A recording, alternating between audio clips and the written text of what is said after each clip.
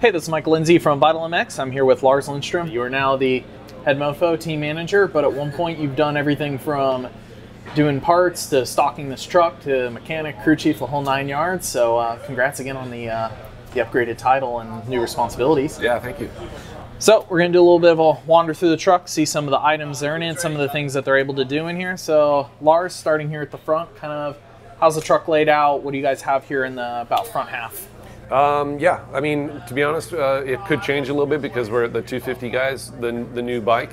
It's so much more similar than it was last year. That last year we had to kind of flip flop some things that we would normally have, but now that the bike is so similar, it's probably going to be a little bit easier for us. So usually, I think, I mean, all the parts for the bike.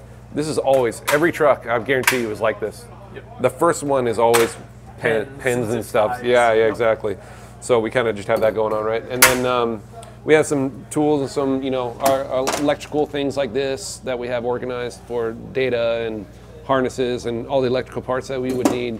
450 versus 250, a little bit empty right now because we're not in race season. We do have a suspension holder that they slide into here, which is a little bit different than it was before.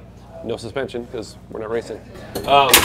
So you guys choose to do laid down instead. You have some of the ones that have the big pull-out cabinets. You guys go drawer, basically. Yeah. And I'll get to one of our pull-out drawers later, which I don't know if there's anything in there right now. But a lot of the other things we have, we have linkage parts, spare foot pegs and things like this for each rider, Chase and the Lawrences and stuff like that. Kenny, every thing that we do is it has its own it's home. So and then like typical sprocket drawer, mud discs, all the good stuff. Yeah, mud discs, whatever you need. So it's kind of organized in a way that that we know where everything's at, right? And then we have hardware, different nuts and bolts and things like this, all parts that we would need. And that goes from small to big. So small, it goes from nuts, small screws, small bolts, and then it just progressively gets a little bit bigger so that if you're in a hurry, then exactly, you're not going to go look for a linkage bolt if you're up here, that it's down here somewhere, right? So fuel injection, linkage, chains, and then engine parts on this side with spare, cylinders and clutch parts and everything that we need for that. Spare triple clamps, things like that with these little sliders that they sit inside. And then I guess working our way back, solvent tank for the guys to work out of, bam. So when they're rebuilding on a Sunday or something like that, each guy has their own spot, right? Jordan with Kenny is in the front here. He's lucky he gets the pop out, but he's also been here the longest, so he kind of earned that right. He'll have his setup in his hauling tank. And Brandon, Chase's new mechanic, will be here doing this, and this will be his. So they'll have other parts laid out here, and then that's why building out of the truck is so nice, because you're working right here, you literally walk over and you got parts right there. If you're at the shop, it takes a lot longer to build your bike because you got so much longer. You got to walk all the way to the parts room. You don't this is like the most efficient that you can be building a bike. Now, of course, you have a lot of your parts front half. I think a lot of people may misunderstand this. You guys carry all these parts, but the guys don't necessarily grab. If they know what they're going to build, they probably try to fly with as many items. This is more like worst case scenario. Hey, we don't have the piece. You try probably not to rob off the truck. Not necessarily, because I mean every week between races when we're on the road, and the bikes are being rebuilt in here. Some of the guys will take parts home with them and build them at home and bring them back. But for the most part, when we're rebuilding here, there's seals and boots and things, and especially the brakes and all that. That's all parts get taken out of the truck, and then when we start getting low, then it gets reordered. And I mean, every Friday after we've set up, it's usually a lot of unpacking and putting away parts that everybody tries to help with. So that's normally how we would do it. Our engines are inside these right here, which obviously there's nothing in there right now.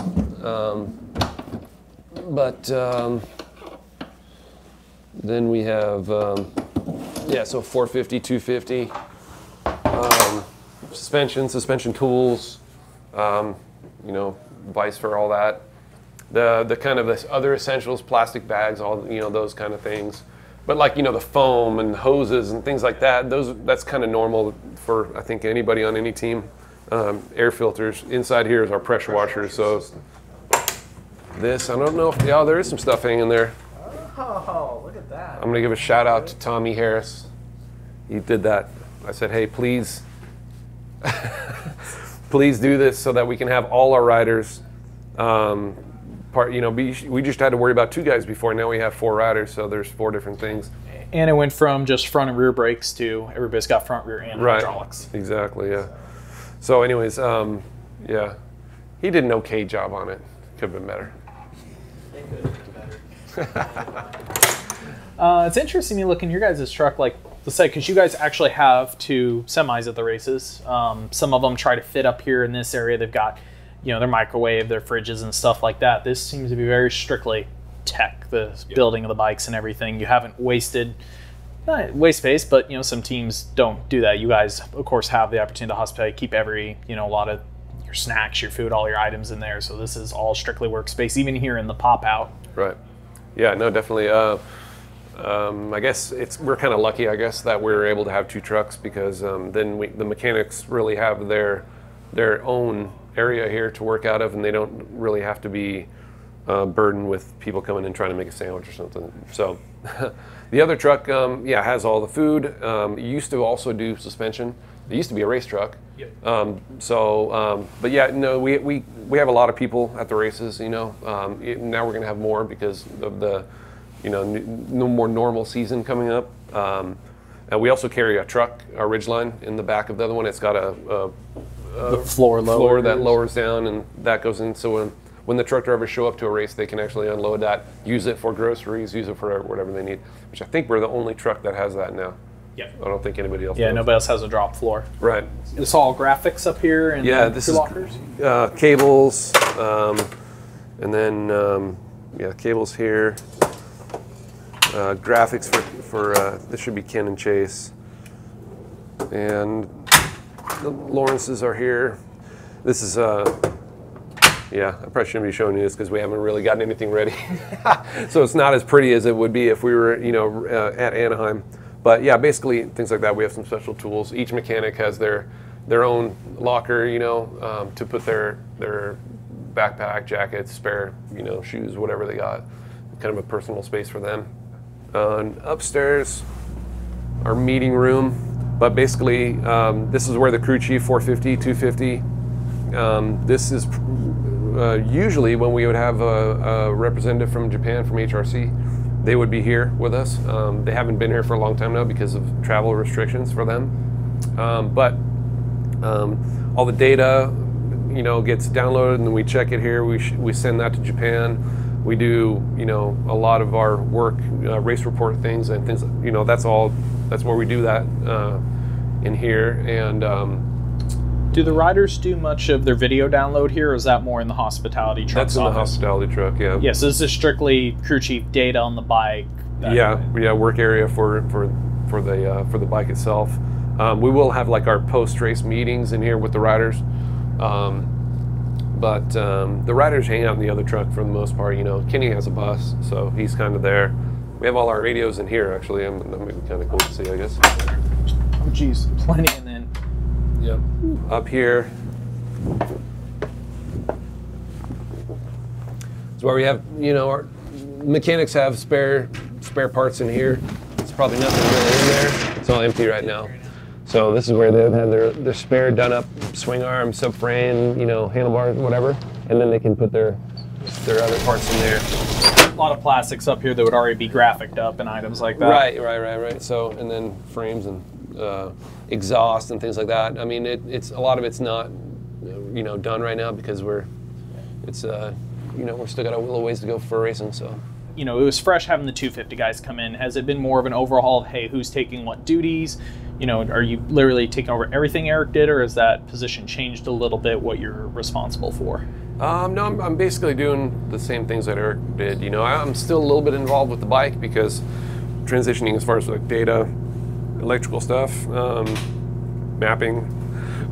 I'm still involved a little bit until Shane can get used to doing that. But yeah, I mean, Eric's been with me this whole time in the office, kind of like showing me some of the small details that are just kind of like mundane, you know, like signing expense reports and you know, looking at different vendors and trying to like make sure that everybody's getting paid, you know, like things like that I wouldn't have had to deal with before. So there's some things like that are necessary, but they're not the funnest things in the world. But you know, I guess those are the kind of things that you need to do as a team manager, right? So he's been super helpful and still is. So I'm sure I'll be calling him plenty when the season starts. So. You gonna sucker him into coming in the first race or two? I actually did try to see if he wanted to come at least, and I said, hey, just go have some drinks and go hang out and come by and tell me what I'm doing wrong, you know, like enjoy it, you know. Hopefully he's in the knothole club during the race and enjoying it, but we'll see. You know, this is like very close to his heart, so I don't know if I don't know how many races he'll be wanting to come to, but hopefully it's a lot. You've had a very long history at Honda that your dad did too. I'll be honest, I didn't realize. So your father was also the team manager of Honda's U.S. motocross team for 2 years prior? Yeah, 79 and 80. Of course, I'm sure you get anywhere like this, you hope to climb the ladder, but does you surprise yourself like when it happened, or why did you expect it to be coming per se? I didn't expect Eric to be leaving so soon. You know, I thought that there would be more years ahead, you know, of working with him. But at the same time, I kind of, you know, I think it's probably pretty normal, right? That not really sure you're ready, you're doubting yourself a little bit, but sometimes you just gotta just go for it, you know, and decide that, you know, I am ready, or that I'll be ready, I'll figure it out. So that's kind of what the mentality I had was, you know, wasn't really expecting it, wasn't really wanting it right now, you know, but at the same time, I had to jump at the opportunity. Yeah. Because I mentioned this go when I heard that Eric was leaving, naturally I was talking to, I think it was Joe about it, and I was like, it's got to be Lars, right? It's got to be Lars. And a few other people I talked same thing, but yeah. Still, was there like an in-between? Did you instantly know, like Eric pretty much like, okay, so you're going to move up, or did you think you were going to stay in your current position, or? It depended on if there was a clear, you know, better choice. If there was somebody that was clearly a perfect choice for the position, I would have been okay with it. You know, although in the future, I guess, you know, you're always wanting to move up, and so I did know that in the future I, you know, wanted to do this job. You know, I think that with the experience that I've had, like we talked about earlier too, about all the different positions and seeing all the different departments and knowing, you know, what could be improved and what's actually working well and things like that. I feel like I'm probably I think I was the best, you know, man for the job. I would think one other thing that's a natural fit that's got to be unique to you, having done more of the crew chief position before, is, like I said, the meetings and the downloads with Japan, being the HRC is so involved with the program these days. That had to be at least something stress off your back, or for the team to pick you to do it, because it wasn't bringing somebody in from the outside that doesn't have that experience with all these probably contacts and people you have to deal with that you've already been involved with for the past few years, correct? Yeah, I think one of the reasons why I probably get along well, or, you know, why I've been able to do what I've done, is because I have a really good relationship with the Japanese that we deal with. They're all, you know, I've known a lot of them for a long time, and they've switched different positions too, but I communicate well with Japan, and I feel like, you know, that it was probably, for them, it was probably the proper choice too. And Shane also has been with Honda for a long time, so both me and him together, we communicate well with HRC. I think we have a lot of trust in each other, so yeah, maybe it would have been a little bit difficult for them to have somebody totally new coming in. So thank you for the time. Thank you for the tour, sir. Yeah, thanks. Appreciate it.